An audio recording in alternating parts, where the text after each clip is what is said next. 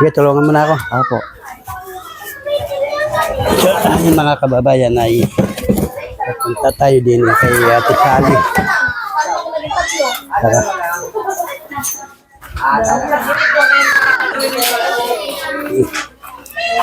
Nandyan pala kayo Nilakad po siya. Kami po dito lang sa labas si Ate Sally nilagay. Opo. Okay. Dito tayo. Opo muna po. Dito lang siya. Hindi na pinasok sa loob. Hindi po kasi masikip po eh. Bali, ito yung sinira. Opo. Nanay, opo muna kayo nanay. Yung mga kababayan si Ate Sally. Opo. Diyan na. Opo. Kamusta naman? Karaos ka rin. Mabigat na. Magbigat, malaking problema. Bakit?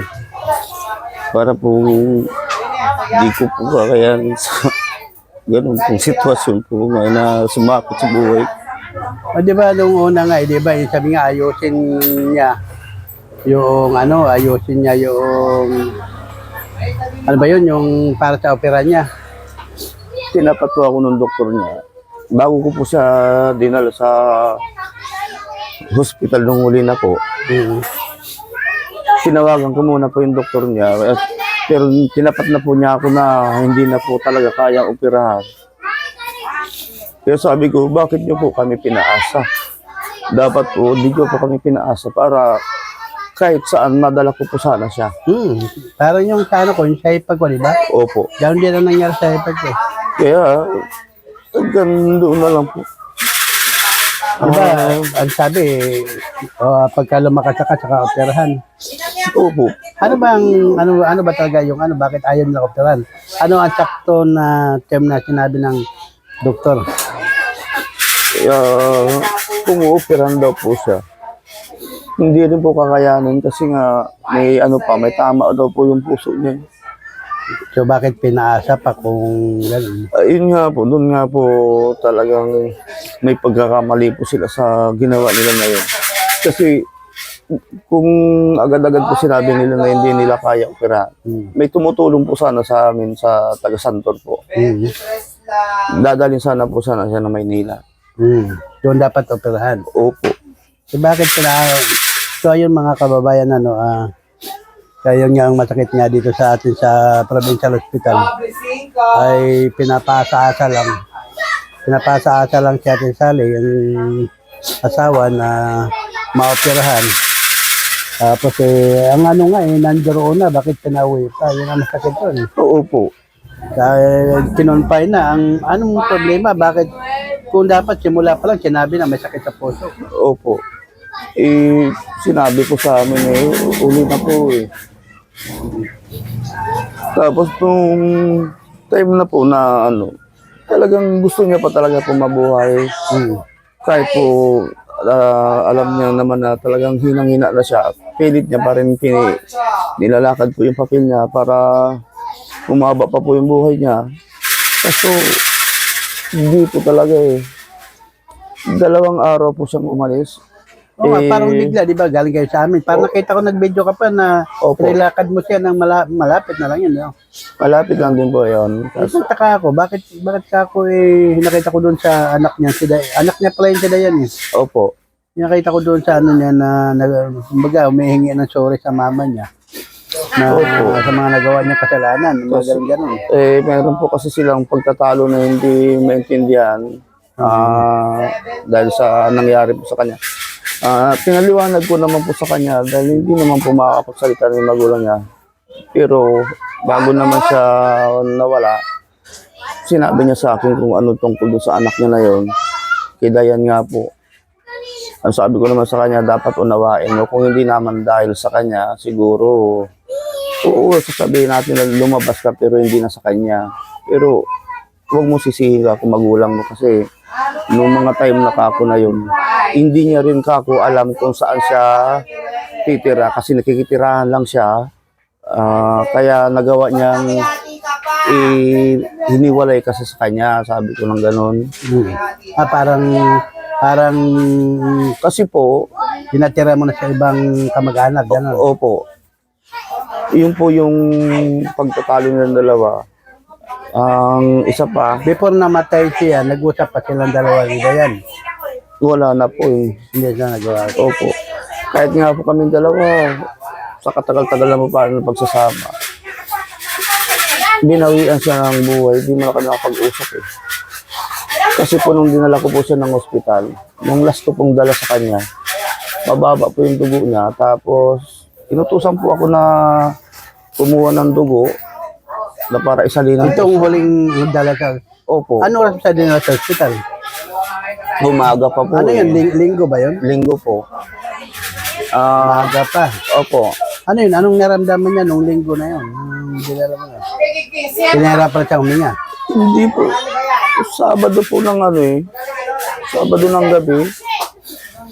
Ginawa ko naman po lahat kasi ang nangyayari po sa kanya, ihiga, uupo, tatayo, at sabi niya hindi raw niya kaya na mahiga kasi para daw po siyang nalulunod na po eh. Nung tumapak po ng mga 5:30 ng umaga, pero nakatulog po ako, hinayaan niya po ako makatulog. Pagtapak ng 5:30 ng umaga, ginising niya ako at sabi niya sa akin, pa, baka pwede mo akong dalhin ng ospital. Sabi ko, sige ka ako, dadaling ka ako kita. Tapos nung time na isa kayo naman po siya sa ambulansya. Tapos, hindi naman po siya nakahiga kasi nakaupo ang gusto niya, nakaupo lang po siya eh. Tanong ng tanong siya sa akin kung saan na daw po kung sa anong lugar na daw po yung napunta namin. Sabi ko, nasa San Pablo na kako tayo. Pangalawang tanong niya po sa akin, sabi ko, andito na kako tayo sa Marcelo. Pangatlong tanong niya, nasa ano kako tayo, Robinson na. Yung pang-apat, andito na kako tayo sa Lakes. Sa pang-apat po na yun na tanong niya sa akin, hindi na po na siya nagsalita. Baga did on arrival at pagdating doon. Hindi pa po, kasi naanuhan ko pa po siya eh, na pagpalitan ko pa po siya ng diaper. Tinitingnan niya na lang ako, pero hindi na siya po nagsasalita na. Tapos, napansin ko sa kanya na talaga pong nanilaw na siya eh. Dahil kaming dalawa lang po magkasama, inutusan po ako nung nurse na kumuha nga po ng dugo kasi yung dugo niya sobrang baba na po eh. Yung pagdating ko po, yun, pinagtutulong-tulungan na siya. Dinidiin na siya sa dibdib. So hanggang doon na lang po talaga yun. Yung baga na survive na lang siya yung ano, nire-revive siya ng ano. Opo. Hanggang na lang yun, hanggang sa kiyunan na siya ng buhay, hindi na kaya pagsalita nung huling-huli na po. Ngayon, may schedule na ba ng libing? Sa ngayon po, wala pa eh, kasi ang hawak kong pera, nasa 2,000 pa lang. 2,000. Magkano ba ang bayad ng service? 28 po. 28. Yung 2,000 saan galing yan? Ano po, yung 1,000 po, pumunta po dito yung pamangkin ko. Binigay niya po sa akin. Tapos, mayroon naman pong iparagdagan po na nakapuno po sa 2,000. Ang bali ang servisyo nito, 28,000. Opo. Pero may bawas pa naman yun. Ang ganda na po siya eh. Kasi ang ano po niya, 30, na ibinigay po sa akin ng 28 na lang. Kasi ano sabi, sagad na daw po yun eh. Ang 28. Opo. Pero yung paglalaga ka sa kanya, ang ano ko na lang daw po, hollow block na lang. Saan ba ililibing? Dito lang po sa Santor po. Sa Santa. Ay, makausap nyo na rin yung barangay. Sininong na po ang asikaso po ng paglalagakan po niya. Bali, ang inano lang sa akin, hollow block lang. So, Manggagaling po dito yung buhangin, semento, bakal, dito na po sa barangay po natin. So ayun mga kababayan, medyo masakit lang isipin na ang provincial hospital mga kababayan, siyempre hospital na mga mahirap, ay na umaasa na madugtungan ang buhay ng bawat isang mamamayan na umaasa ng pumunta roon para magamot. Pero ang nangyari mga kababayan, pinauwi sila at ang sabi ay babalik na lang ulit pagka lumakas-lakas na para ma-operahan. Tama yun. Opo. Pero mga kababayan, ang masakit lang doon kasi na-confine na siya ng 15 days. Opo. Naka-confine siya ng 15 days. Nag-bail na lang, may bail sila, pinalabas. Kasi nga hindi ma-operahan. Ang ano nga lang ni Kuya, bakit pinaasa pa na hindi naman pala kaya. ma-operahan nila na sana ay mapwedeng dali sana sa Maynila. Opo. Mayroon tutulong dapat pala Opo. sa inyo. So yun nga ang mga masakit sa atin mga kababayan na pag tayo ay isang mahirap lang, tayo ay pupunta sa provincial hospital na ang sinasabi ng mga nakaupo ay libre nga po lahat pero wala namang serbisyo. Wala naman siyang nagamot nung nagpunta roon, nung dinala roon. Wala Kundi oxygen lang, at saka yung wala walang ginawa eh. No? Wala naman po, puro saksak lang po ng mga gamot. Yan lang po yung ginawa nila. So yun, pinauwi. Tapos bakit niya pinatagal pa ng ganun? Kung sana, hindi pinaasa. Dapat nadala na kasi. Ang maasa din ito. Opo. Na maglalakad siya ng, di ba, sabi niya, maglakad siya ng papel sa Opo. Lunes. Para nga maayos na lahat yung at maoperahan na siya. So yun ang mahirap mga kababayan. So yun ito nga Kuya Roland. Siyempre, ang ating mga kababayang OFW, sila po ay nagpadala. Siyempre, naisip ko rin na siyempre sopa sa pangailangan sa mga maglalambay. Opo. Saka kape, marami tayong kape binili dyan. May gatas na rin. Opo. Saka biskuit. Para 2 lata ng biskuit ang binili ko. So sila ay nagpaabot ng tulong kay Ate Sally. So ngayon mayroon pa silang natira ditong pera sa pinamimili ko. Ito idagdag mo na lang ito doon sa bayarin mo. Opo. 45 yung kanina na. Kasi po, hindi ko po rin po talaga alam kung saan po ako lalapit. So yan. Galing po ako ngayon po galing po ako sa anak niya. Nakiusap po ako na kung pwede kahit sa huling po niya, lamay, makarating po siya. Ito yung anak. GR po. Nasa kulungan? Opo. Pwede yun, ni-request nun. Gwardiya lang. Opo, na ano ko na po, nalakad ko na po siya. Tatawagan na lang daw po ako kung kailan daw po yung pwede siyang... Bali, ilan balat ang anak ni Ate Sally? Ang anak po niya, bali lahat po, 4 po sila. Si Charlie, si Chloe, si Diane, tapos po si GR. Yung GR po, yun po yung nakakulong po. Yung Dayan, ito yung itong namang Charlie. Saan naman Nasa Bicol po siya, pero Bicol. bumabiyahe na po siya sa ngayon. Pauwi na rin, papunta rito. Opo. Sino naman yung Nina? Asawa po ni Charlie.